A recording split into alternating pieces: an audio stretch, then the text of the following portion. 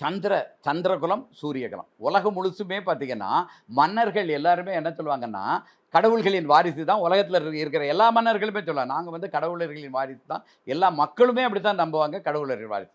எல்லா உலகத்திலயும் சன் டைனாசிட்டின்னு இருக்கும். ஒரு மூன் டைனாசிட்டின்னு இருக்கும். எல்லா நாடுகள்லயும் அந்த வழக்கம் தான். நம்ம நாட்டிலயும் அதே தான். சந்திரகுலம், சூரியகுலம். கிருஷ்ணன் சந்திரகுலம், சு ராமர் சூரியகுலம். சோழர்கள் சூரியகுலம், பாண்டியர்கள் சந்திரகுலம். ரைட்டா? இந்த 2ம் சேர்ந்தவர்கள் சேரர்கள். அதனால அவர்களுக்கு தனியா குலம் ஒண்ணும் ஒதுக்கல. பாண்டியர்கள் சந்திரகுலம், சோழர்கள் சூரியகுலம். இது வந்து தொன்று தொட்டு இருந்துகிட்டே வருது. தமிழகத்தில இருந்துகிட்டே இருக்கிறது. முதல் யுகத்திலிருந்தே இருந்துகிட்டு இருக்குது. 2ஆம் யுகத்தில தான் ராமர் வர்றாரு. 3வது யுகத்தில தான் கிருட்டிணர்கள் வரார்கள். அப்ப சோழர்களும், பாண்டியர்களும் கிருட்டிணர்களுக்கும், ராமருக்கும் முந்தி இருந்தவங்க தான்.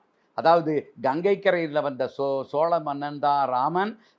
யமுனை கரையில் இருந்த பாண்டியன் மன்னன் தான் கிருட்டிணன். உலகம் உங்கள் கையில். மாண்புமிகு தமிழ்நாடு முதலமைச்சர் திரு மு க ஸ்டாலின் அவர்கள் 10 லட்சம் மடிக்கணினிகள் வழங்கும் மாபெரும் விழா.